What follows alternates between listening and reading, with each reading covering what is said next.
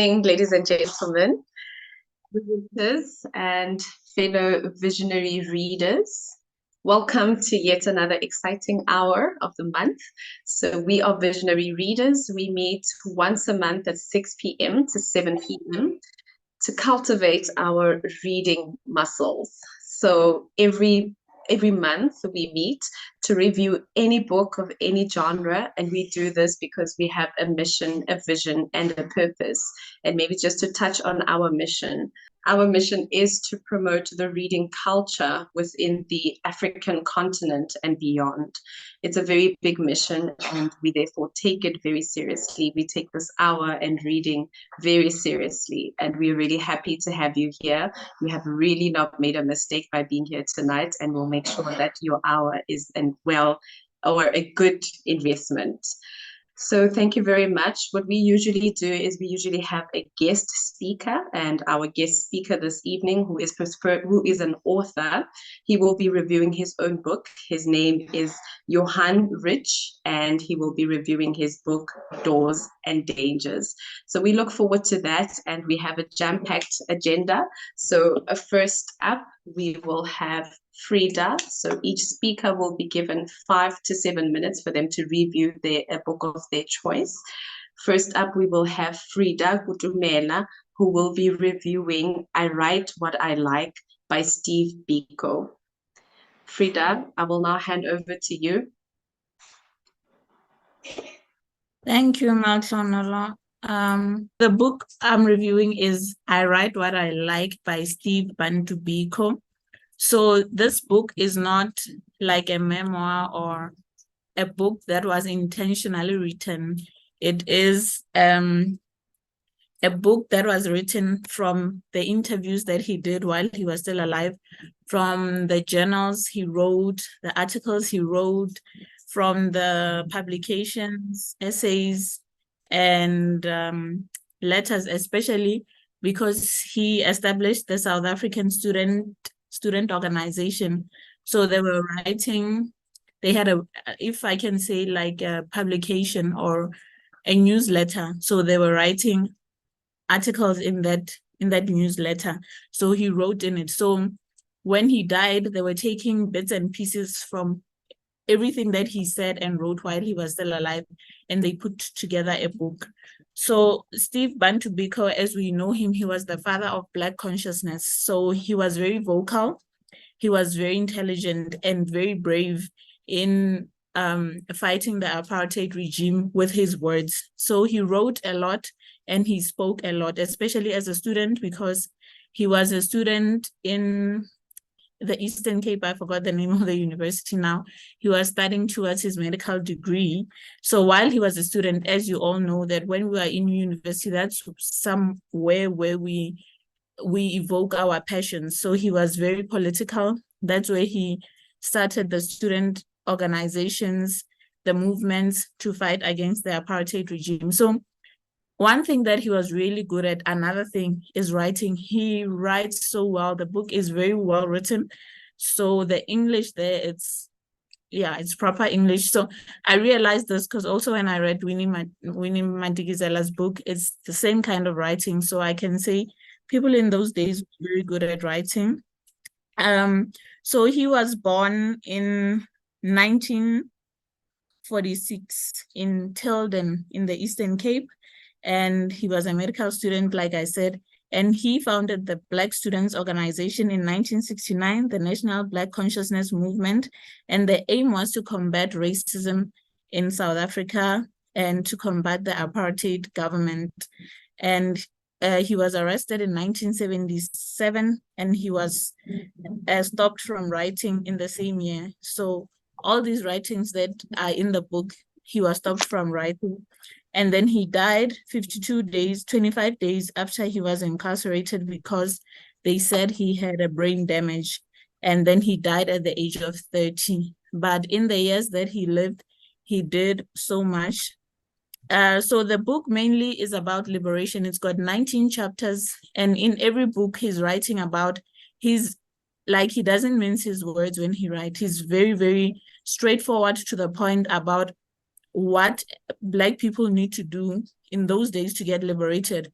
So he's also pointing out things like we must get rid of the white mentality, because when you cannot liberate a Black person with the same thing that got Black people into captivity, because he's against the issue of if you want a Black person to be liberated, now the Black person must fit into the white community, must fit into their culture, must fit into their religion, must fit into their standards, their values, and their norms. And in that way, you lose your Blackness or your Africanness, because now the white people are the ones at that time who were dictating that if you are a professional, you're a well-rounded person, this is the route that you must follow. So in this book, he's also talking about improving Black communities. And one other thing he talked about is unity between us Black people, to say, if we want to improve ourselves, you cannot put up a standard by a white person and say, or in order for us to improve our lives, this is the standard that we must follow. He's also going against that Black people cannot produce stuff, they cannot invent, they cannot do better. The standard must always be following white people and their own standards. So a lot of people may say he was a racist, but he clearly states in the book that he's not. Even with the organizations that he started when he was still in university, he states that they were not for Black people, but they were for Black liberation. Hence why there were a lot of people who joined the organizations. And he also speaks about the ways that people can use to, at those times, to liberate themselves against the apartheid regime. And he was talking about getting rid of the Bantustans, the education system, because he felt like as long as we are allowing like Black people to live in Bantustans, to follow the education system of that time, we are still we will never be liberated, because as a Black person, you must define what freedom is for yourself, and you cannot be whitewashed so that you can be free. So it's quite a good book, and I would recommend people to read, because it's quite a political book, but it will open up your mind to politics. And because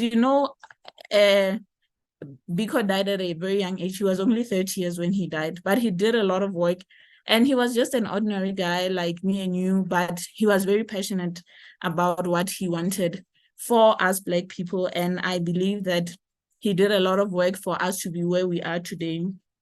So when he died, he left his wife and 2 children. And yeah, he was arrested a lot, and until when he was barred from traveling and all of that. So yeah, if you're used to reading novels and fantasies, it's a bit difficult, but after you are done with the first 2 chapters, then you get into it. It's very well written. So yeah, that's it from me. Thank you so much. Perfect. Thank you so much, Frida. Ladies and gentlemen, can we please give her a big round of applause for that good review? Are there any questions for Frida? If we could please just raise our hands and ask Frida any questions.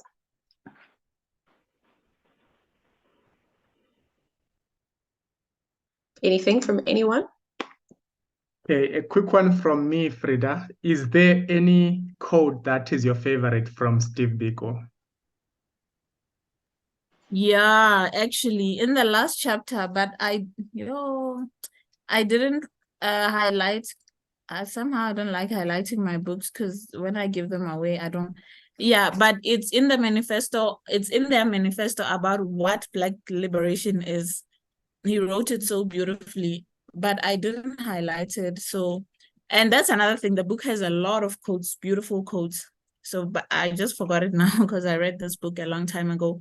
But it is how he defines Black consciousness. It's about your culture, going back to your culture, your norms, your standards, your religion, and all of that. So it takes you back to who you are truly as an African person. Thanks. Perfect, great. Anna Vubu, there's a question from you. Over to you, ma'am. Okay. Thank you very much, Madam Program Director. Thank you, Frida. That was a very good review. Actually, I got interested in going by the book and read it myself. Thanks so much. But my question is that, the very same point that he's raising, I agree with. However, in terms of us Africans serving each other, the quality is not up to standard. And when you compare that with whites, for instance, there is a lot of difference. So I wanted to check with you whether is there any way he has advised us in terms of improving ourselves, being Black, but giving quality service, quality products, and the likes. Perhaps maybe he advised in terms of what can we do. Thank you so much. Thanks, Anna. I just forgot which chapter it was. I think it's chapter 7. But he does state that we need to support each. Actually, if we practice what he was saying, excellence in everything that we do. You don't just do something because maybe you want to gain money or you want popularity and stuff like that, but you apply yourself and you want excellence, then that is how we can do it. Because when he was writing this book, he was mainly concerned about Black liberation. I don't think anybody thought in Boma 1977 that there'd be so much corruption in South Africa and so much, but yeah. Thanks, Anna. Thank you for your question. Perfect. I see we also have Nomfundo. Nomfundo, over to you. Evening, everyone. It's my first time attending. Okay. Oh, it is my first time attending the session. And I got so interested because, I write what I like. It's my very favorite book. I just want to add on what it has been discussed regarding the quality where on our side. I think Steve Biko touched on that. I think he was referring to where, he was saying in most cases we are being treated inferior. And that also, I think he was finding it as if we are being brainwashed. So I think in the book also he's emphasizing on us to say we need to be unbrainwashed so that we can become clean, because this brainwashing has made us to also find ourselves to be inferior. Because if you go to the what you call supermarkets, to shops, Black on Black, there is where you cannot get the good service, and that I think Steve Biko was. Sorry to interrupt you, Nomfundo. We seem to be having some issues hearing you properly. I'm not sure maybe if you're willing to just maybe paste your comment or your question in the chat. I don't know, Frida, if you were able to make anything out of that and if you're able to provide a response. Otherwise, we could just ask Nomfundo to please type it in the comment section. Yeah, thanks, Nomfundo, because she also highlighted something that he mentioned in the book. It's about, like I said before, he was saying that for you to be recognized as a Black person who's excelling, it means you must follow the ways of the white man. So you must dress in a suit, speak English. That's how people will take you serious. When you open up a business, you must follow what another white man has done. In order for you to be taken serious, you must follow their values and customs and religions. So also in business, that's what she was saying, that we are, in those days, he was mostly concerned about being brainwashed, as he saw it, that you don't have an identity to say as a Black person, I can start a business in whatever and be taken seriously. So you must follow what the white man is doing. They are brainwashing you. So you need to find your stance. You need to find we need to do what we do best as Black people, not by how white people are defining us. So Nomfundo was saying we must unbrainwash ourselves so that we can excel in what we want to do. Thank you.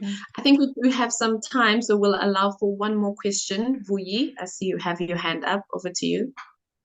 Thank you very much, Madam MC. Thank you, Frida, for the reviews.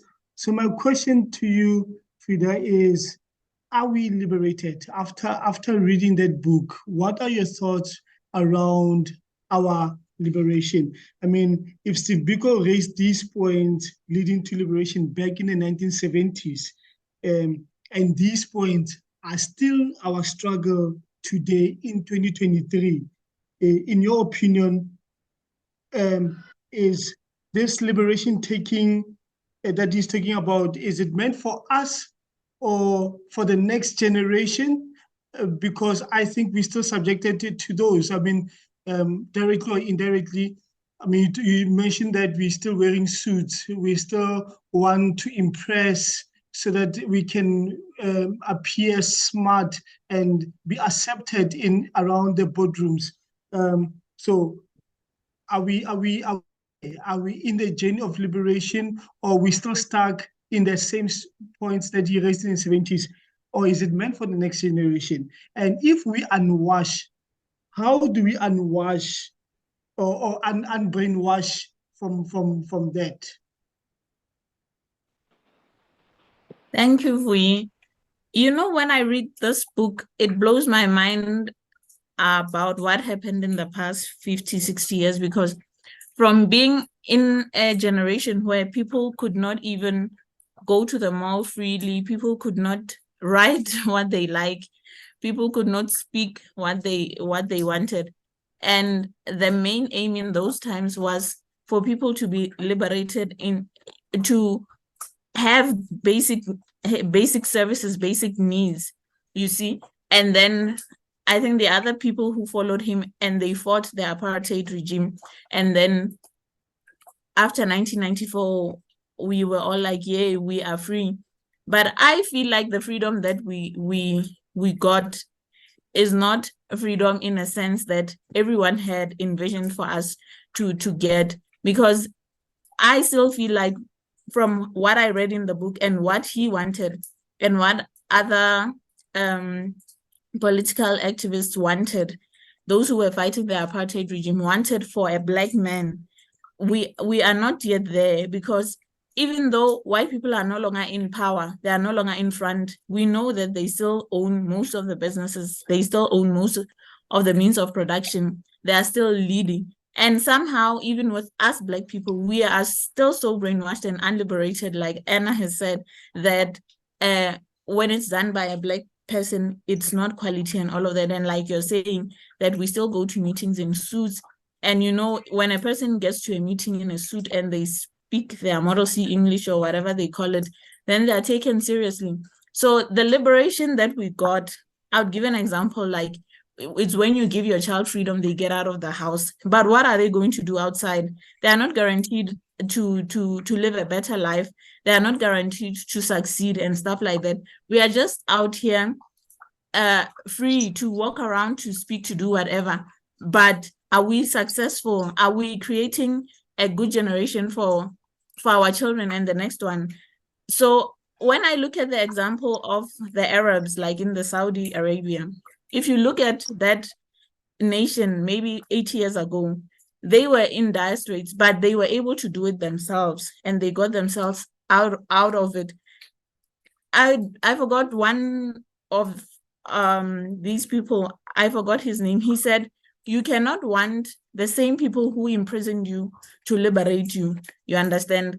So I think we need to sit down and understand what is it that we want, so that we can move forward. Because now it's like we're following, especially now with these trends and social media and stuff, people don't really know what liberation is and how to get liberated. You understand? Also, if you get a job and you're going there 5 days a week, you're getting a salary, people believe they are liberated. That's not liberation. So I think we are still far from liberation as Black people.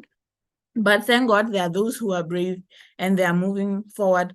And also, I think after the apartheid regime in 1994, the government just tend to be something that we didn't expect. We didn't expect to be here, that there would be so much corruption. There would be, all this mess that is in the government. But yeah, it's still a long way to go for me. Thanks. Awesome. Thank you so much for all that engagement and those powerful insights. I see we also have some fire going on in the chat room, so please keep the comments coming. And thank you very much, Frida. Thank you so much. We really appreciate it.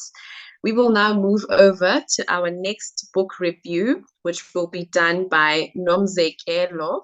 She will be reviewing A Touch is a Move. Over to you, Nomzekelo. Let me know if you can hear me, Madam Speaker. We can hear you, ma'am, and we can see you. Oh, okay, great. My name is Nomzekelo, as you have said, and I'll be reviewing this book, Touch is a Move, by Mbelele Mlamla. I'm not sure if you can see it. I'm just gonna try and bring it close to the screen. Basically, it's a brain that has a zip that you can pull down, and under that you can see there's a board game. So this is the game he speaks about. So this game is known as the draft game, or other people call it checkers. So please bear with me. I am reviewing this book for the first time. I mean, I've never reviewed a book in my life. This is the first time I'm joining the book club. So please bear with me. And yeah, so let's go. So basically here, the book is a self-help book. Mbelele Mlamla is a Cape Town-based pastor, but he is from the Eastern Cape in a small place called Mdantsane. I think it's a township in the Eastern Cape. I'm not sure which section in the Eastern Cape. So he writes this book. Is a 78-page book. It's a very light read, as you can see. It's not a very thick book, and I think it's probably written for the non-readers, really, because it's written in a very simple way that allows the reader to engage with the material without needing a dictionary or anything like that. Very simple, very it just shoots straight to the point. I really enjoyed this book. I probably started reading it like 5 days ago, but I really enjoyed. So let's go through it together. So as I have indicated, that the reader here, he follows a game that's called draft or checkers. That is a board game that is played by two opponents. Right, so this is the game that he apparently used to play when he was very young with the people in his community, that is friends and family and people that maybe lived in the same neighborhood. So the game consists of two pieces that will move diagonally. So there's a black and white squares. However, if a piece gets to the end of the board, it will be crowned king, giving the ability to move forward and backwards. So the goal of this game is to capture the opponent's pieces. So the book dissects this game and opens up a mind of a reader into similarities of this game into our daily lives. So the author looks into intricate parts of this game. How can we win in this life game? And he hopes that the reader can apply these tactics that they have learned in this book into their daily lives. So I'm not sure if amongst you, if there is anyone who have maybe interacted with this kind of game. I have not. But I mean, through this game, then I got to understand what this game is all about. So let's go. So I'm going to talk about some of the tactics that he speaks about, that he highlights in this game. Firstly, he says that this game, in order for someone to approach this game, it's a game of mind. It requires someone to have a strategy before they approach the game. It needs a very well thought out strategy. You cannot just go there and play. You need to think about what kind of game, what kind of a strategy are you going with? And also, competitiveness in this game is very essential. So you must be someone who's very competitive in order for you to play this game, right? And it says because of the nature of this game, because only two people can play, so other people can sit around and watch. And in their watching, this means that it could potentially invite people's voices to come and maybe tell you how you should be moving your pieces, or how the opponent maybe should be moving their pieces. And there's a lot of insight that may come from people outside watching the game. They might not necessarily be sitting and watching the game and playing the game, or being active in playing the game, but they can just have, insight and have opinions based on how they see you moving in the game. And he says then this game requires high level of emotional intelligence, because it means that if you are someone who has sat down and devised a strategy approaching this game, then these voices, as loud as they can be, that it needs you to be so emotionally intelligent that they don't sway you, they don't make you change your strategy that you have spent the time to think about and apply going into the game. And then he also says that every player in this game will start with 12 pieces. As they start with 12 pieces, as you play with your opponent. So the stronger side, the more advanced player, will consume your pieces. So by the time you end the game, you might end up with just few pieces. But the person that wins the game is someone who eventually gains and consumes the other party's pieces. But here he says that that having more does not always mean that you are at an advantage, and having less doesn't always mean that you are at the disadvantage. Then he says that the lesson that he draws from this book is that, from this tactic, is that you must always make use of what you have. If you have less pieces because your opponent has consumed more of your pieces, it means that you just need to think deeply, reflect on how you can approach the game better in order for you to win. You can still win the game even if you have less pieces. Right. And then he continues to say that the rules of engagement here are very much important. So for you to be able to play this game, you must be able to acquaint yourself with the rules of engagement, know your limitations, know the things that you can do, know how you can move. Because if you do that, you would then allow yourself to make informed decisions. And this can also be applied into our lives. If you don't know the rules of engagement of where you want to be, the kind of things that you need to do to become a doctor, the kind of courses, the kind of books that you need to read to become a doctor, you won't get there. It means that you need to acquaint yourself with the kind of material that is applicable to the field you want to go to. Whatever dream you have, it could be financial, it could be, family, building a family, or buying a home, or building a car, whatever the case is. He says that you must always acquaint yourself with the rules of engagement, because that is very, very important for you to get to where you want to be. As I said, so this guy is a pastor, so this can be, you can identify in his writing. So whenever he wants to push a point forward, he would use the scriptures here and there, and then he would just take whatever passage from the scripture and then to bring his point home, right? So he also speaks about the ultimate objective of this game, that is to get to the other side of the board as you are playing on the opposite end with your opponent. And it says everyone who plays this game, the main thing is to get to the crown, which is to be able, because the crown will then allow you to have the liberty to move as you will. And it allows you the time to think, and it allows you the time to actually win the game. So he says that to get to the other side of the board, it means that you must be able to study how your opponents move. And sometimes we don't always get to consume or to be acquainted with the strategy of the opponent, but we can only see it by how they choose to execute it. And then he says that it's very important to have a well thought out strategy, but executing your strategy is equally important, because even if your strategy looks very good on paper, it must be equally executed for you to see results.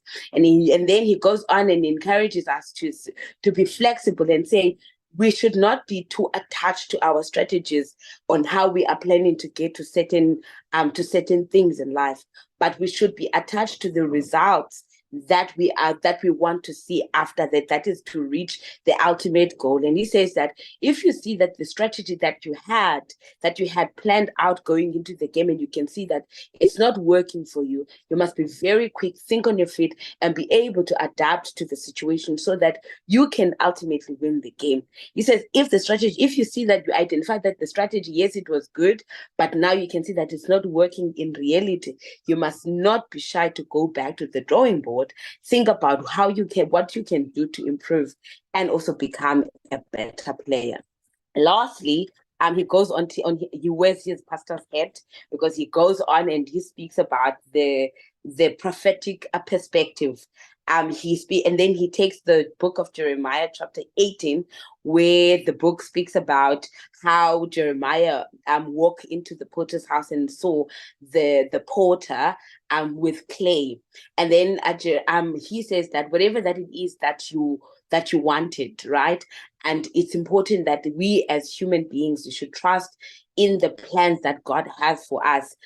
Even when we have wanted things and we did not see them materialize, but that we must always trust and believe that God has better plans, that even in our failures, God can still use those failures and mold them to become things that are more beautiful, that are more useful, and that are more valuable. And he says that because we get weary along the way when we're not achieving things that we wanted to achieve, we get weary and we get anxious. And he says that it's not ours to get anxious. It's for us to just trust that God has better plans for us, and also trust the mind and the strategy of the porter in this case, because the porter knows exactly what they are trying to get out of you. You might not necessarily have insights of where the porter or on the kind of element that the porter is trying to craft or is trying to mold.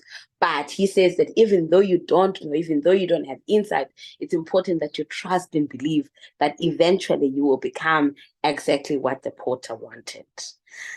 And yeah, thank you so much. I think that's where I want to end. It's a very simple book, so I try to summarize it as much as I could possibly. And obviously, I'm a bit nervous, so I tried to make it as quick as possible. Thank you, Madam Speaker. Oh, please, what nerves. Everybody, can we please a huge round of applause?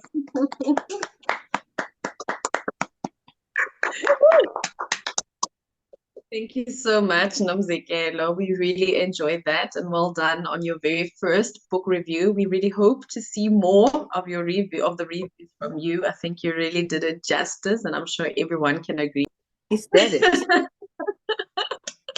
Perfect. Dr. Sibo, over to you. Thank you so much, Madam MC, and special thanks to you, Nomzekelo, for that brilliant review.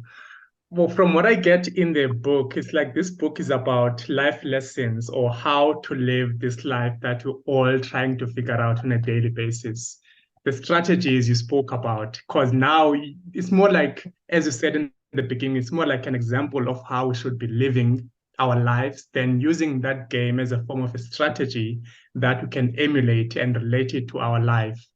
So this strategy is basically, I would just want to understand, when you read the book, does the author make practical examples? For instance, since we have different components of our lives, spiritual life, physical life, our mental health and all those kind of things, does it specify in terms of how do you now take care of this specific aspect of your life and how you can navigate through it, and at the end of the day, know how to live a very well-balanced life in a fulfilling and very happy way? Maybe you can just elaborate on that, your thoughts. Okay, thank you so much. Actually, it's a note that I have made. I feel like the book is very generic. Exactly. So how are we supposed to ask questions relevant to the topic? Aliza.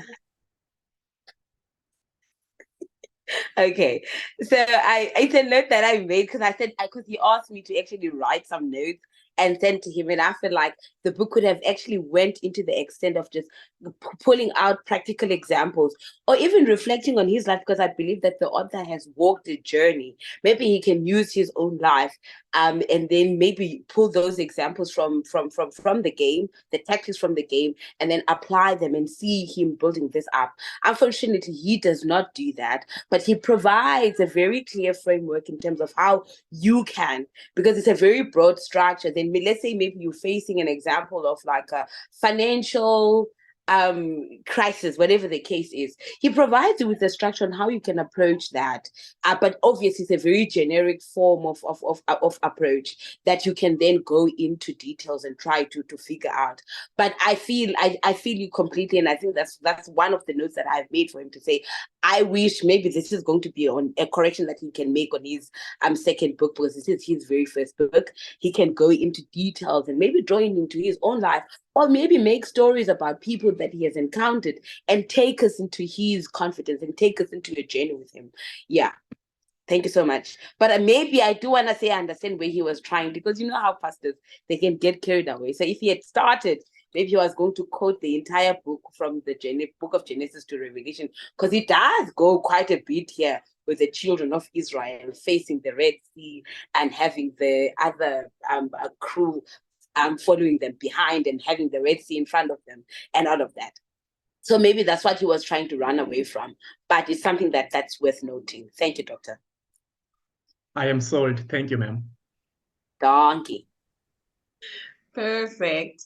An issue with the audio, but I think in the meantime, we can move over to our next reviewer, who is Mbali Nkosi, and she will be reviewing People Who Know Their God by Les Mazisa. Thank you very much, Madam MC, for the opportunity to review a book by Lisawana Masiza called The People Who Know Their God Will Carry Out Exploits. This book is one of those books that I would say you have to read it within a day. So you don't have to just take it and stretch it over days. You have to read it and finish it in one day. And before I tell you why, I'll tell you where the title is coming from. So The People Who Know Their God, the title comes from Daniel, the book of Daniel, chapter 11, verse 32. And it's a book about purpose. There are a lot of people that speak about purpose. We know that there's a lot of quotes that has been written about purpose. There are a lot of people that have said something about purpose. We've all been told you need to know your purpose in life. You need to know your purpose in life. But this book is one of those books that goes in and dives deeper into what purpose is and what purpose is not. And the one thing that stood out for me in this book is that you can know your purpose. You can know your purpose, but if you don't carry out the assignment for your purpose, then you have not lived your life at all. And this is supported by the quote that was written by John F. Kennedy. He said, effort and courage are not enough without purpose and direction. Why is purpose and direction important? Is because where there is no vision, people perish. So the author here takes us through the journey of a purpose. And the analogy that he used, he says that it is good for you to know what you were meant to be, or who you were meant to be, and why you were born. But it is not enough for you to not live that. And he uses the analogy of a hand. He says, you can know that you are a hand, but if you don't know which type of a hand, are you the right or the left hand? And what is it that you're meant to do? Then you've completely wasted your life. One of the things that he dives into is understanding and accepting your purpose and living within the purpose and carrying out the assignment that you're given. He says that he ended up accepting the fact that he was meant to live a certain life, a life that made him be judged by other people who doesn't understand their purpose. He said that one of the things that he was supposed to let go of is owning a car. I mean, everyone that is here understands the importance of having a car. But to him, that was something that was aligned to his purpose, because he said that for him to fulfill his purpose and for him to carry out his assignment, he had to get rid of other things that were really disturbing him, things that were distracting him, and things that were standing in his way of becoming the best version of himself. And that's why he had to distance himself from other things. And those were things like owning a car, things like wearing designer clothes, some of the designer clothes that he used to wear, and also wearing shades, which was just funny for me, because he said that there was a time where he was wearing shades and he felt like these shades made him act in a certain way. These shades made him behave in a certain way. It made him want a certain attention. And because he understood his purpose, he understood what he needed to do on this earth, he decided that this is one of the things that I can no longer carry on doing, and they can no longer be part of my life. So he is going to stop wearing this shade. He is going to stop associating himself with that brand, because those were the things that were distracting him and derailing him from his purpose. So this book is, even though it's written and it references Christianity, it's one of those books that I would encourage people to read, because it's, as I mentioned, it's a book about purpose, but also it's a book that connects you to your divine power. It's a book that unlocks the power that is in you. It's a book that makes you connected. It's a book that plugs you. So if you look at a kettle will never boil without being powered into a power source, and that power source is electricity. So this book, it's a book that ignites you. You are a dynamite. There is power in you that is waiting to explode, but without you being ignited, without someone setting you on fire, you can never explode. And this book is one of those books that you want to read. I would recommend that teachers read it, pastors read it, kids read it, parents read it, because it is packed with things that we as people need to know about. The very interesting part of this book is when the author dives into speaking about something that is controversial, and that is demons. Yes, you heard me right. The author encounters demonic attack. So let me just break it down to you, for you, why this chapter for me was very important. We are living in a world where we have spiritual things that are happening, and we are in the physical. Whatever you see in the physical is a delayed version of what's happening in the spirit. That's why sometimes when people have to ascend or people have to levitate to the spiritual realm, they have to be sleeping. This is where you get to see things in the dreams. I'm a person of dreams. You get to see things in the dreams, or sometimes you get to see visions. While you're sitting, you get to see vision. And in your vision, you have lived, let's say, 20 minutes, but you've only been in that vision for only 5 minutes. So the things that are happening in the spirit, they are quicker and faster than in the flesh. So there are things that we associate ourselves with. There are things that we do that take away our ability to be able to experience our full potential. And that could be alcohol, which is something that we use so much to numb the pain. That can also be sexual encounters or sexual intimacy. That also takes away, but that is actually one of the things that opens up spiritual realms. And in the book, the author explains why it is important for you to really be selective in who you have a sexual encounter with, because that is a door that is able to open spiritual doors and actually gives you an encounter with demonic attack. So if you are a person that wants to know more about their purpose, I don't want to spell it for everyone, and I don't want to spoil it for everyone. If you want to know more about your purpose, you want to live a life of purpose, I would say get this book. Read this book within a day, finish it, and then sit down and ask yourself, do you know what you were born to do? Do you know your assignment? Do you know who you are? If you ask a lot of people, who are you? They will tell you about the titles. But after reading this book, I understood that the question, who are you? It's not a question of titles, but it's a question of identity. Who do you identify as? What do you identify as in the body of Christ? This book will give you all of that. So I would encourage everyone to please go and read it. Even though it references Christianity, this is about you being connected to divine power. Please don't be discouraged because you don't believe in God, you don't believe into anything. But this book is not just about Christianity. Even though it references Christianity, it's about you being connected to the divine power and unlocking your divine power and living the life that you are meant to live. Because a lot of us are trying to be squares where we are supposed to be circles. A lot of us are trying to be triangles when we're actually squares. So even though you're going to fit in that space, remember there'll always be gap because you don't fit perfectly. You have to fit perfectly in order for you to carry your assignment to completion and finish strong. So comes to rating, what do I rate? I love the cover. I love it's such a great cover. And I love the fact that you get a sweater when you get the book, or you can buy the sweater. I think at the time we got sweaters. And the cover is great. I love it. It shows someone who prays, someone who's receiving a divine light, which is what the book is about.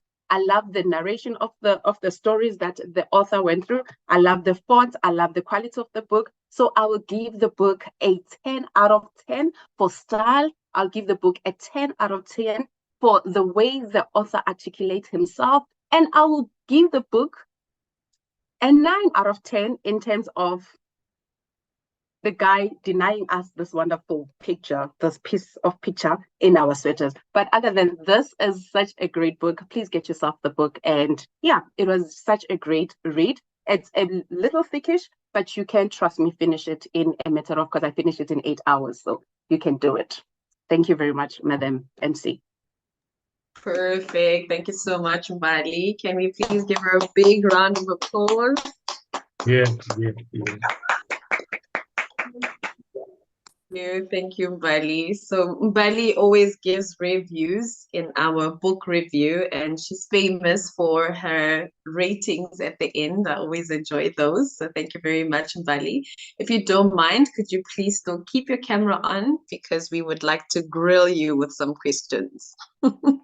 I see Frida's hand is already up. Frida, do you have a question or a comment or a compliment? Over to you. Thanks, Mbali, for the great review. It sounds like an awesome book, especially for Christians. But like you said, it couldn't just be for Christians, because it can help you unlock your power and your purpose. But what I want to ask is that, seeing that the book is Christian based, like you're speaking about open portals that allow demonic attacks and all of that, does it quote a lot of Bible scriptures? Because a lot of people will tell you that don't do this, because these are the consequences, or this might lead to this, but they don't quote the scriptures in the Bible, because I find that your experience might not be the same as mine, but generally the Bible speaks to every human being. Thanks.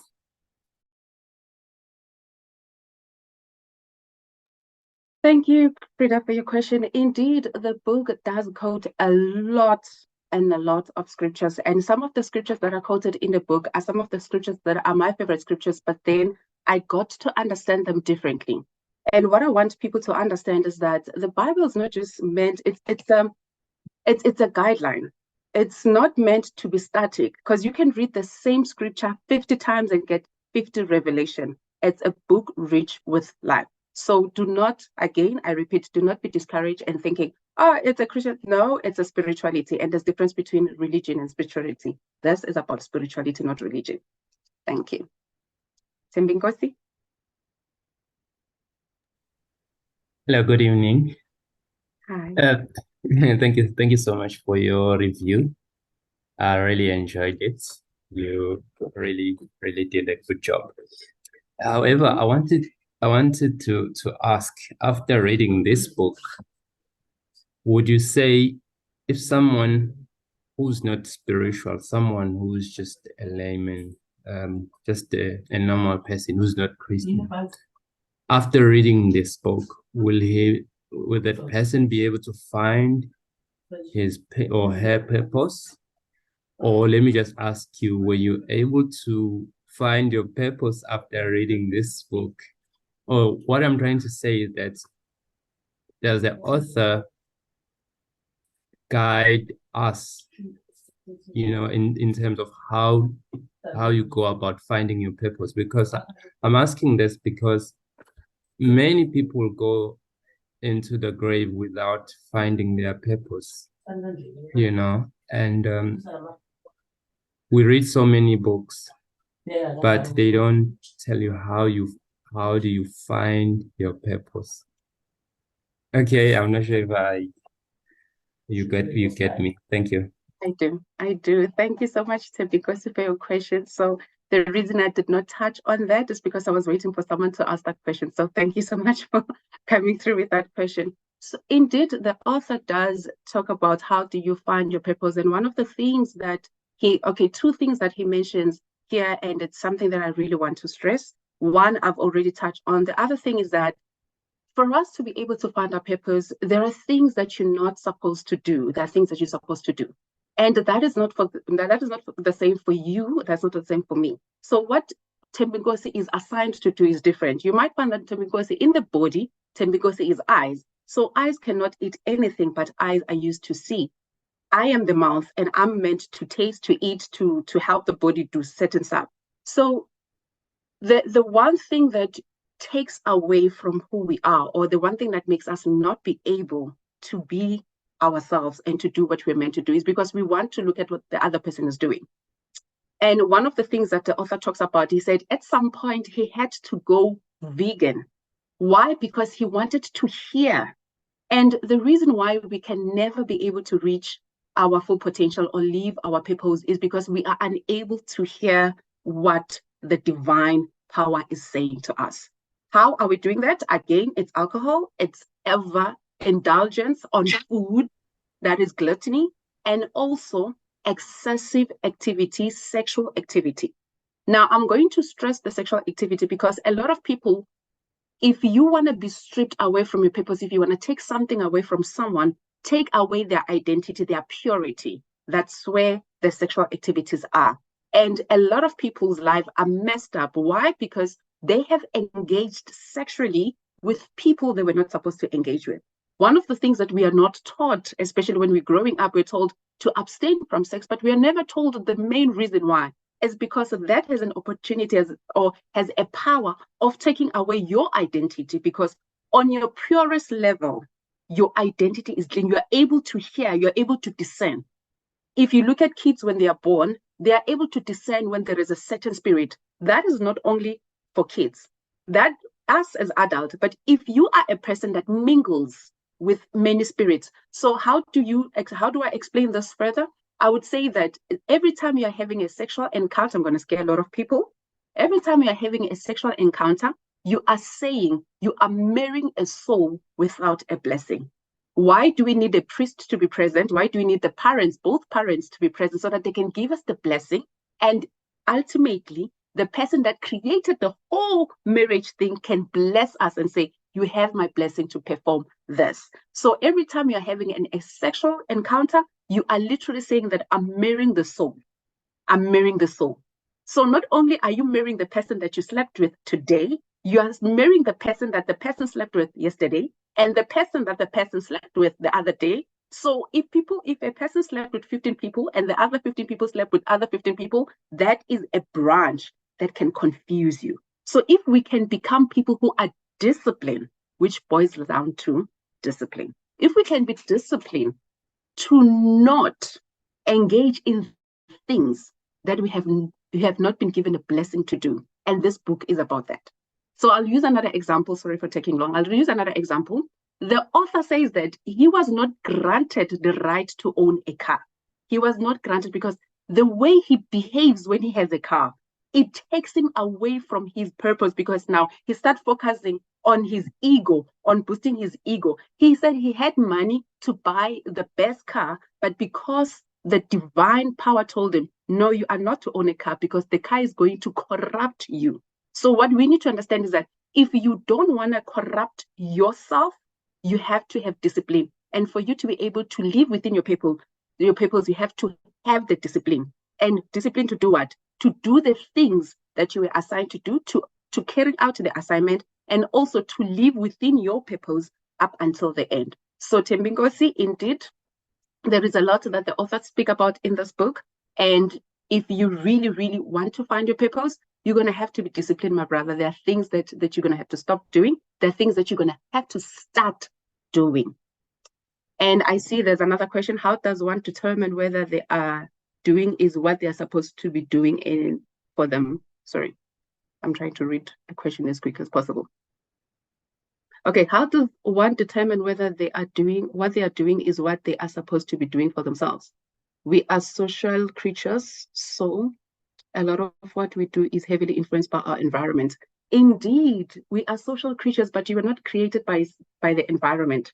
Again, this is a question of what you are meant to do and what the world wants you to do. The world wants you to be just like everyone else, because have you noticed that when people are doing wrong things, they invite others, but very few people that are doing the right things seldom invite others. So it's easy for us to go, it's easy for the multitude to go the mediocre way than to stand out and be judged. And the reason why we are afraid to stand out and be judged is because we want to conform. That's why we are told, do not conform to the standard of this world, but be ye transformed by the renewing of the mind. Let me tell you something, I'm a preacher. If I start, I'll never finish. Thank you very much, Madam MC. Thank you so much, Mbali, for doing that justice. We will now move over to one of our reviewers, Ratiba Mohale, and he will be reviewing a book that is titled Lift as You Rise by Thabang Mohale. Over to you, Ratiba.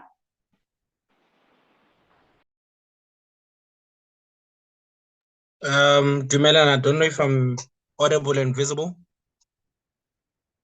We can hear you, sir. You can go ahead. Yes, yeah, thank you so much for the opportunity, and it's my first time here. And I think this is such an interesting community, and it's good to be here. My name is Ratiba Mohale, to those who don't know me. And yeah, I'm gonna be reviewing a book by Bonang Mohale, probably is known by a lot of people in the country. We just happen to share surname, so I don't know if we are related or not. So Mohale is a Mohale, so maybe we are related, so which is an interesting one. So this is called Lift as You Rise. It's a compilation of his speeches and thoughts on leadership. Bonang Mohale is a very successful businessman in the country. He is known for his role much in his patriotism, and a recent role was CEO of Business South Africa, Business Leadership South Africa. And yeah, he took, this book is a compilation of his speeches that he did while he was the CEO of Business Leadership South Africa. So on different topics. So he compiled those speeches together, and then he gave them a different perspective, a fresh perspective on them. And which I think is good. If anyone is a speaker here and they speak a lot, take your speeches, put them together. It's a book on its own. Just give them a fresh perspective, and you have a book. It's a 234 pages book. And I think I'll advise a lot of people to get it. If you are someone who really likes leadership, like myself, as a young man who's still learning, so I think people like Bonang Mohale are good to really follow through and read their history.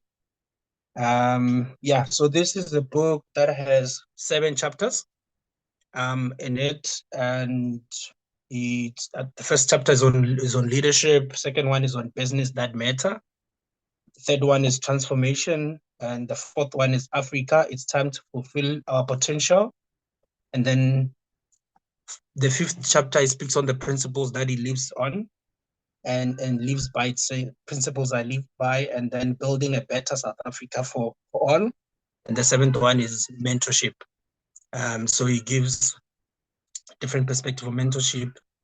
So on the leadership part, what he does is he compiles all his speeches on the leadership and maybe a little bit of the breakdown of his philosophy on leadership. To those who know Bonang, they say that Bonang is the same across. It's the same with the security guard at the gate. It's the same with an executive of a certain business, wherever in a meeting in the boardroom. So it's the same guy.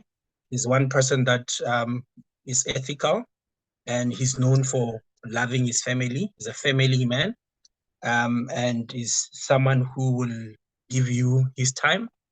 Every time he meets you, he stop and greet you and acknowledge you. It doesn't matter whether he knows you or he doesn't know you, but if he comes across you, you will feel like you're the best thing in the world to him at that moment, which is, I think it's a very good trick for any leaders who are leading organizations as well, to make sure that you make everyone very important so that it's easy for those people to fight for you when you're not present, because they feel like they're the best thing in the world for you. So maybe I'll just, because the book is very long, his idea, he says he wants to just inspire the young people, and then also every other South African as well. So he shares his different thoughts on leadership, transformation, and mostly even on business as well. He says that he doesn't believe that business must exist in silos, alone. Business must come together to build a nation. It must not stand on the side and look at the nation going down and it's not participating. So, which was one of his mission when he was a business leadership South Africa CEO, to make sure that business come together and build the country at large. He's a big person on leadership. I think his philosophy on leadership is that you must be, one of his quotes that is loved so much. He says you must be obsessed with the development of others if you're a leader. You must be obsessed with the development of others. And in that way, you'll be able to leave them with love. And also you must be able to make sure that, so it details a lot of, I think we probably have read leadership books. So it details a lot of his thoughts around leadership and what he thinks it is, and how it can be even in the country on, and then that's the first chapter. The second chapter is business that matters. So the first thing he writes about is understanding the true role of business, as well. So what the business is supposed to play in this continent or even this country, and ultimately build the nation. And then the third chapter is on transformation. He's a very, very vocal person in terms of transformation in the country, and is a very action driven. There's a story about him when he was a former CEO of Shell Africa, and that he had a driver who was driving around as a CEO, and when he left Shell, that driver went on to own executive cabs that drives different executives, because he used to take the driver everywhere. So when he's going to meet up with maybe a CEO of, I'll say Vodacom, the driver sits in the same boardroom. He doesn't sit in the car. So he sits with him in the boardroom, and he might not say anything, but he's in the room. And that whether it's going to a award gala dinner, the driver must look nice, and they're going to sit on the table with him. And that's how much practical it is with his impact on the person and on the people around him. And what I've learned, because he also has letters that his mentees wrote, or other people that have experienced him, writing about him in the book, and the same thread that everyone details is that Bonang is a very ethical leader, and he takes what is right as right, what is wrong as wrong, and is very practical in his work. He doesn't believe much in lip service. He makes sure that what he speaks, he actually do and live it as well. So which I find that very, very interesting. And I think as a Black people, mostly we need to have that mentality that in order for us to achieve the greatness, we need to come together. We need to genuinely want to see the next person achieving greatness, and we shouldn't seek to be the only smartest one in the room, but rather make sure that we make everyone smart in the room as well. So if you find yourself in the room being the only smartest person, and then I think you probably are not doing your work, or you are in the wrong room as well. So you need to make sure that every person empowers you in there. So and then the fourth one, he speaks on the potential that Africa has, and we have to fulfill that potential. And yeah, he goes into detail. Even here, he speaks obviously on the need for ethical leadership. On the need on the ethical leadership on Africa, a chapter, because I think we lack ethical leaders in the continent at large, and we have leaders who hog power, and they don't want to let go. They don't want to give young people a chance. They don't want fresh ideas, and as a result, they erase their good history that they've done in their earlier days, and because they stay longer and they don't want to let go, and we remember them by the wrongs they've done instead of remembering them by the good. They don't know when to leave the dance floor when the time is right, so they stay longer than that. So we need such ethical leadership. He goes into details on that, and then he also goes into details on the principles that he lives by. And I think he says, be your same self always. So he believes that you must be your same self always, everywhere, at work, wherever. You must not have different personalities. So you must be the same individual, whether you are speaking to a security guard, you're speaking to someone on the street, or you're speaking to a CEO of a certain multinational company. Remain the same person. Then in that way, you're able to lead right. And then I think the last 2 chapters, the one is building a better South Africa for all. He believes in collaborative governance. That's obviously all the different factors, in the different sectors as well, departments or institutions coming together. So it could be business, could be, government as in, the official government. It could be any other sectors that need to come together, SMEs and everything. He believes that we need a collaborative governance to make sure that we are building a better South Africa for everyone. So everyone must play their role, but most importantly, we must work together. That's what he believes in. And the last part is on mentoring. Is the last chapter of the book on mentoring. He writes about the people that have influenced him as well. He speaks a lot about I think Lord Madukeng Ndlovu, who was a BMF president. He speaks a lot about Don Mukwanazi as well, who was a pioneer for BEE and BMF as well in the country.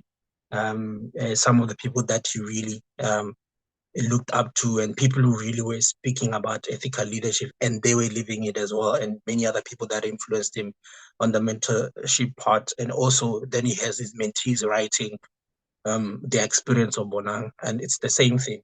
You will remember Bonang as a very ethical leader, the same person in and out of office, and someone who adores his beautiful wife. He always talks about his beautiful wife, Suzanne. And he says he married the lady when he was 17 years old, and that lady embraced his family after his dad passed away, and he never looked back since. Today, I think he's currently a vice chancellor for University of Free State.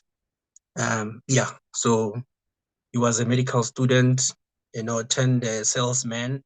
He never finished his medical degree at first, and then turns a salesman, and then a chartered marketer, and then ultimately, a businessman and a top CEO or executive in the world. I would like to believe so, because he's been on the helm of your, SAAs and many other institutions. So I would advise that if you love leadership and you want to learn from people that have walked the journey, this is a book to get. So Lift as You Rise by Bonang Mohad. So thank you so much for having me, and I really appreciate the opportunity. Thank you so much, Ratiba. Everybody, can you please give him a big round of applause for his excellent first book review? Really, really awesome. Thank you so much, Ratiba. I believe we do have a question in the comment section. So Lise is asking, what do you, Ratiba, or the writer suggest younger people do in order to reach these positions of power, in order to implement all of these new innovative ideas to make change possible? I think, because I'm a young person who has those aspirations to to one day be someone like Bonang. I think is to do the little that you do in your corner. And it would ultimately make the noise. Of course, the bigger vision you have, but you have to walk the journey. That means working with different organizations. If you get the opportunity, being a board member of a certain community project or a community organization, you have to train those skills. You have to, and unfortunately, sometimes you have to do them without getting paid, but you know that you are building a rapport for yourself, and you are able to to later leverage on those skills when you get into executive positions in the corporate or any spaces that you're in. So do the little and the best in your corner where you are. It will ultimately make the noise. And when you need the skills most later in life, you'll be able to take the tools out of your bag and apply those skills. But never forsake the vision, but continue working very hard every day. Wonderful. I also have a question for you because I am all about all things leadership. I'm consuming a lot of leadership content at the moment. And I just want to know, in the book, does he touch on what shaped him to be the leader, the kind of leader that he is today? Because he sounds like a well-rounded leader. And I just want to know what shaped him to become that way. Yes, he touched on that. I think he speaks a lot about his mother. And his grandmom, who taught him a lot of things about how do you behave as a young man, and also he says he credits a lot to his wife because he married very young when he was 17 years old.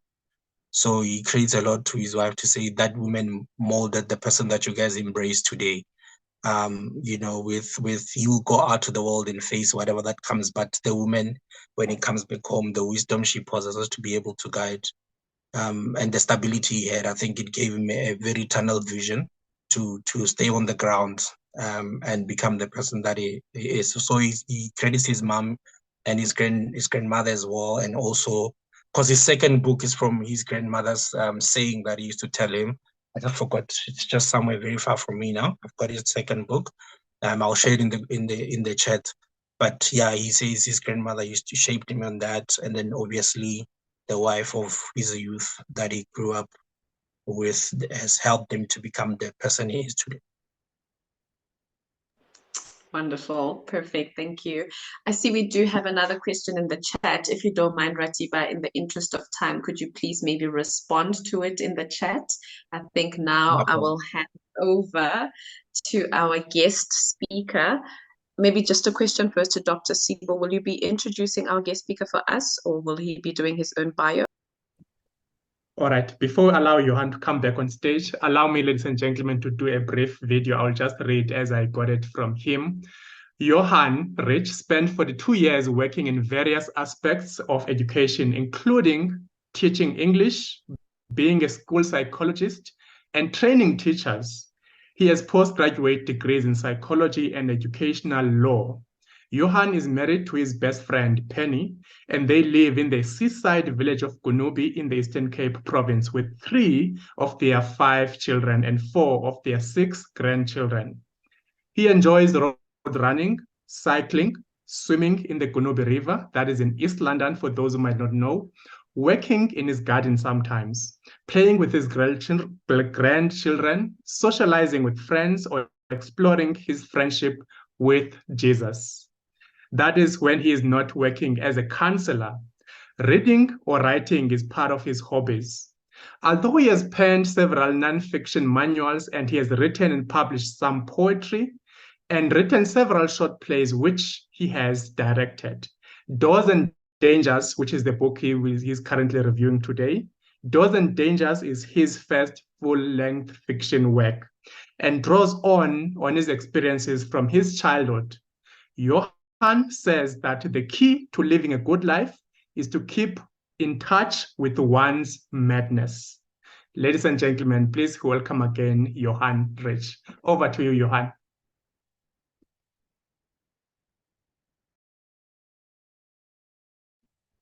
Okay, in the meantime, I know we had to cut Ratiba's section a bit short in the interest of time, but if we still have some questions or any general questions or comments, they are all welcome. If anyone has anything to share, Anna, I see your hand is up. Over to you. Okay, thanks, Maritlagonolo. This was a very empowering session. From the first reviewer to the last one. And my point is about leadership. Let me take from the last reviewer, leadership. There are good things that are there are seminars, there are good books that are written about leadership. The question is that why are we where we are currently?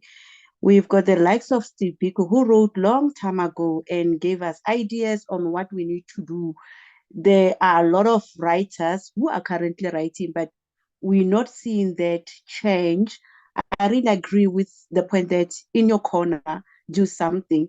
But I'm asking myself generally, what's wrong with others? If we are in our corner, do something. But the little that we do is not yet, seen as expected. So my question is, let me just send this question to, or refer this question to the last speaker and ask what is wrong in terms of us seeing that change that we really want, because I think it has been long that we knew about these things. Thanks. Okay. I have a saying which I don't know whether it's ethical or not, but I personally believe that there's a generation of leaders in this country or even in the continent that need to pass on and leave us. And then there's a new generation that need to take over because they are standing in the door if we become honest. So I believe that there's a certain generation of leaders that were even in the time of Steve Biko that have not embraced somewhere they aborted the mission of making sure that they lead with ethics, they lead morally right, they serve, they forget that they are servant before everything. So I personally, it might not be ethical, but I think there's a generation of people that need to be out of the way, so that there's an implement. Because I as young people, we are reading, we're doing all these things, we have sessions about great ideas. We are also doing community projects, we are doing all these different things, but there's no opportunity to scale that on a maximum scale because there's always someone standing at the door. So there has the revolution, I think, or the change will come when certain generation of people either they step outside and then we move, or they are wiped out somehow. And yeah, so I think that's a problem that we have because we've got great ideas, we've got a lot of organizations, we are gathering like this, we read, we have all these things in the head, but implementation we do, but we can scale it because certain people are on the way. Yeah, I hope I answered it. Thank you. Okay, perfect. I don't know if we have Johan back. Okay. Perfect. Then we will hand over to you, sir. Take it away. Great. Great. Can you all hear me? The book I want to talk about is a little bit different because it styles itself as fiction. The stories that have been written are actually all really experiences that really took place. They're real experiences, but I have changed things so that it reads as a work of fiction. And in the first chapter, I say exactly that. I say that this book pretends to be a work of fiction because it's not the sort of book where I'm trying to, excuse me, preach or teach at people, tell people what they should think. The subtitle of the book is Growing Up with 1960s Apartheid Police, because that was my experience. My father was a policeman in the 1960s, and that's when I grew up, when I was young. But I don't believe that it's always useful to come in with fist flying and confront things head on to get through to people. Sometimes art gets through to people kind of around the back door, sneaks in its message, sneaks in its awareness, because people are relaxed, people are enjoying themselves, they're laughing at the story, they're reading the and getting carried away in their imagination with the story. And then when they finished the story, when they finished the book, they sit down and they say, oh my goodness, that was actually the point that was being made. That was what was said. And so there are stories here about the way in which in the 1960s there was tremendous prejudice against people of different sexual orientation. There's stories about the absolute degradation and harmfulness of the pass laws. There's stories of the violence of the and the way it impacted on ordinary people's lives, of the Potko uprisings, for example. But I don't go at those stories head on. I lived through those things as a 6 or 7-year-old child, pretty much unaware of the big picture of what was going on, just seeing people, seeing things happening. I wasn't aware of things like what the pass laws were really about, what happened to people when they were imprisoned. I knew that there was a jail and that people were put in jail. Not aware of corruption and graft and people stealing things from their employers. But these things all happened, of racial prejudice, of the nastiness of the adult world. But when you're a child, you don't always realize these things. You don't always know what they're about, but you notice things and you interpret them through the framework of your limited child perspective. And that's really what I've done. So one of the books which has influenced me enormously over the years is Harper Lee's classic To Kill a Mockingbird, which is set in the 1930s in the southern states of America, and addresses a tremendous racial prejudice and petty-mindedness of small-town America through the eyes of a very enlightened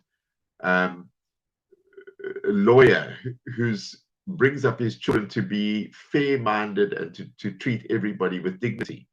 But the book never preaches it one. The book has got a gentle humor, and in many ways that's the approach I've tried to take in this particular book, is to tell 18 little stories of things that happened, including one of the stories, for instance, is about my first day at school. And the discrepancy between what I expected and what I experienced, and the lack of understanding of a grumpy old grade 1 teacher who didn't understand that this was a whole new experience for a little boy who freaked out when he saw his mother walking away from the school. So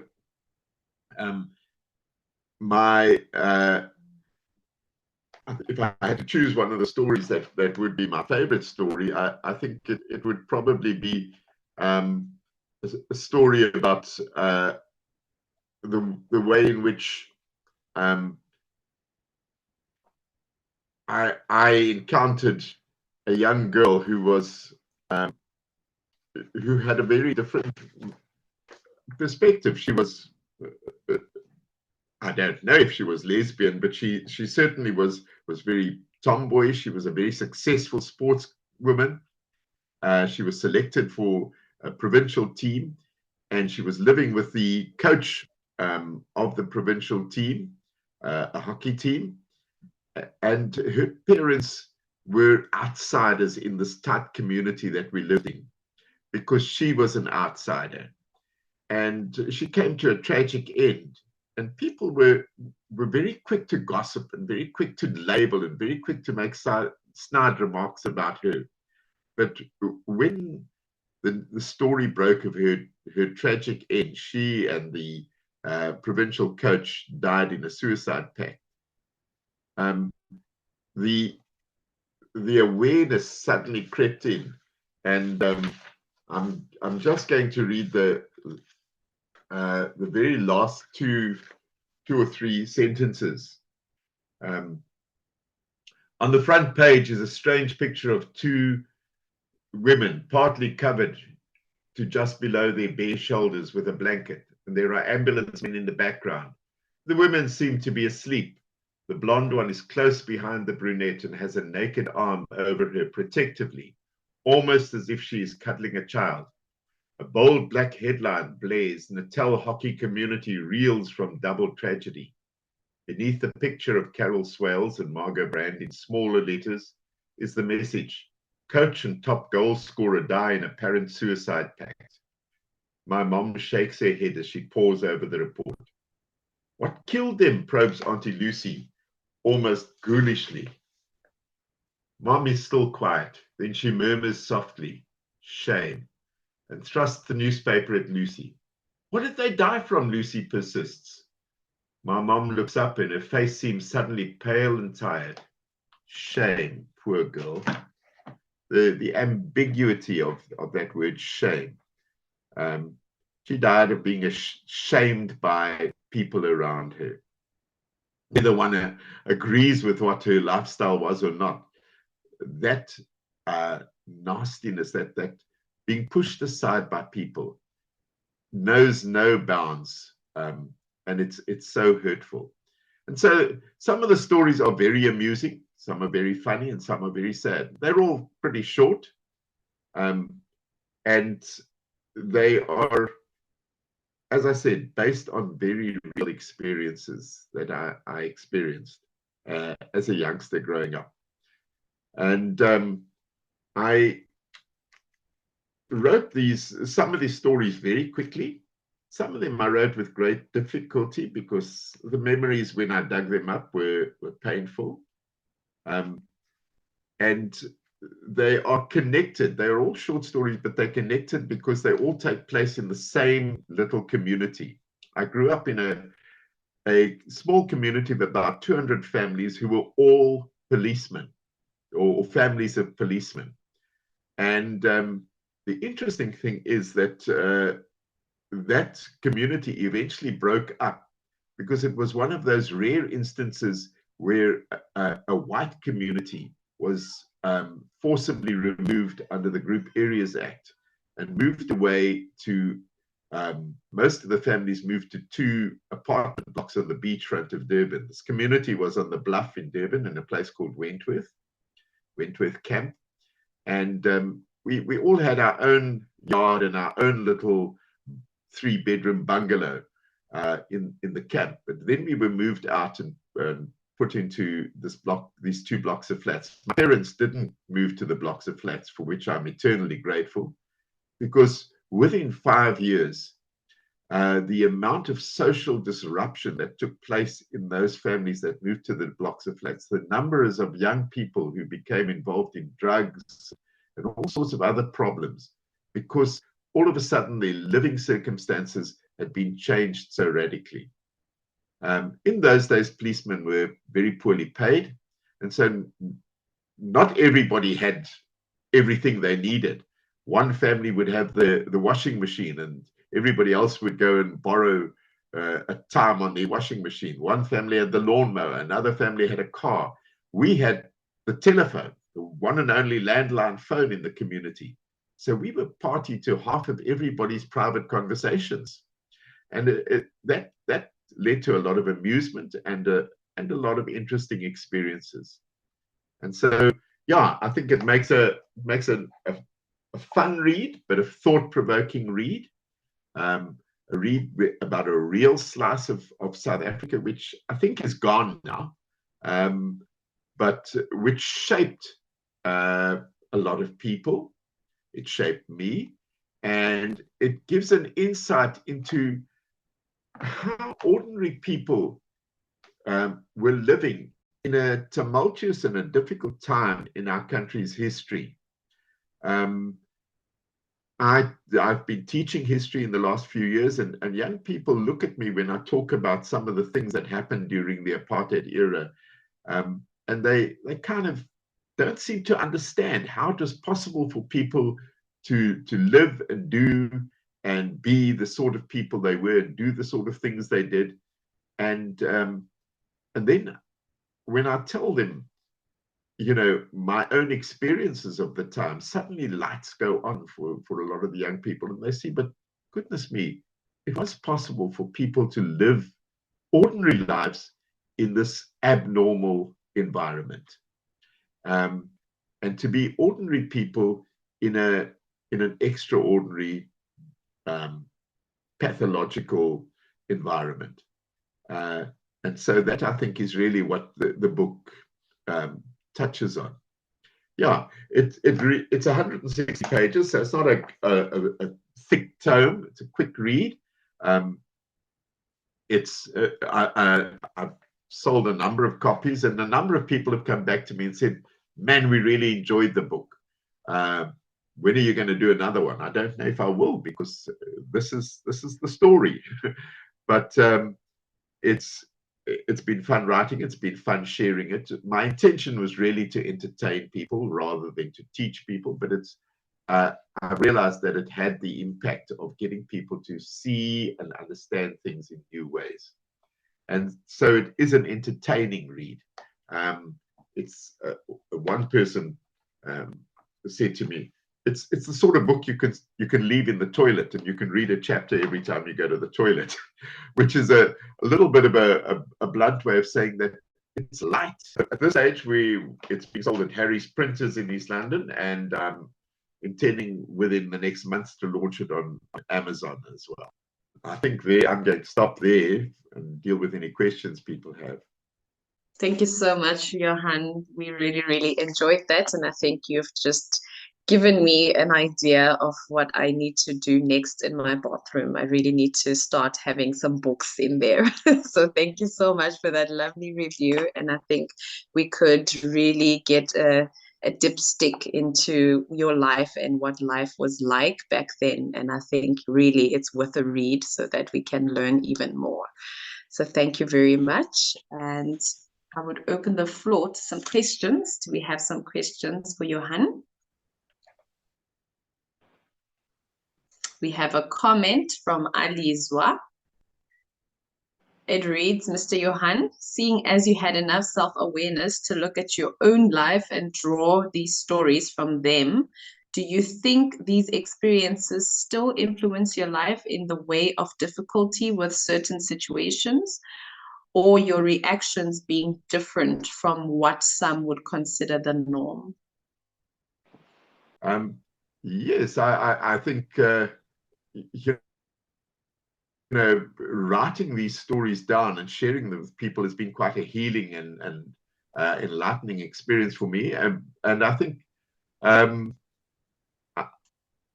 it's also helped me to understand why much of my life I've been out of step with what everybody else expects. Not so long ago, one of my children said to me, "Dad, a lot of your family are still very racist. How come you're so different?" And I was at a loss to explain that. I know I am different. I see things very differently from much of my family. But I was at a loss why. And I thought about it, and I thought, well, one of the things that helped me was the fact that I was the first person in my extended family to have a tertiary education. And the other thing that I think made a huge difference for me was that I was one of the first people in my extended family to become a committed Christian. And meeting people of other races and building brothership relationships really changed my outlook in my life. I don't know if people heard that answer. Yes, we definitely heard it. Thank you so Great. much. Perfect. Do we have any other questions? Hi, could I ask a question, Johan? Sure. Andre Young here. I've been listening to your review, and I get a sense that the work you undertook in writing this book took you into a lot of the hindsight and insight that was created through your life. In your perspective, from your perspective, what's the foresight it contributed that we might benefit from? What's the foresight, the looking to the future and making sense of the future and meaning of the future that the work and the writing is something that you could share with us? I think that's a very interesting question, Andre. I think if I've got to distill lessons I got out of going back and thinking back, when I look ahead, One of the things that I've picked up is that acceptance of the broad differences between people, and at the same time of the commonality of so many different people is really important. People are people, and people make us. The whole concept of Ubuntu. We are people because of other people. And the more we can open ourselves to, instead of labeling and boxing and separating ourselves and others from ourselves, the more we can open ourselves to connecting with people and trying to understand the differences and also the common ground, the more hope there is for us as a nation and as a society going forward. And in a sense, I think that's what has made me and has given me the most joy in life, is my connection with people from a broad spectrum of backgrounds. And so if I got to distill one foresight question, I would say that's it. Open your heart to receiving and understanding and being connected to as many different people as possible. And Johan, how can we get your book? As I said, it's on sale at the publishers, Harry's Printers, at the moment, and I will be launching it onto the Amazon self-published platform within the next month, and I can also take orders and dispatch orders to people directly if people contact me by email at johan.d.rich@gmail.com. Well, thank you so much, Johan, for gracing us with your presence and for giving us that excellent book review. We really appreciate it. And to everyone who joined and stayed, we are well over time. Thank you so much for your patience. We know that you could have been anywhere, but you chose to still stick it out with us. You could have been out celebrating the win that the Bokkers got for us, but you're out here with us learning and growing. So we really appreciate that. We do not take it lightly, and it really puts us a step closer to what we aim for, which is our mission. So thank you to all the book reviewers tonight, and a big shout out to our first-time reviewers. We had 2 this evening, so we were quite blessed. Thank you so much, and we look forward to having more reviews from you. And to our guest speaker, Johan, we really, really appreciate you being here with us tonight. So that's me signing out. Have a good evening and a great start to the week. Thank you very much, everyone.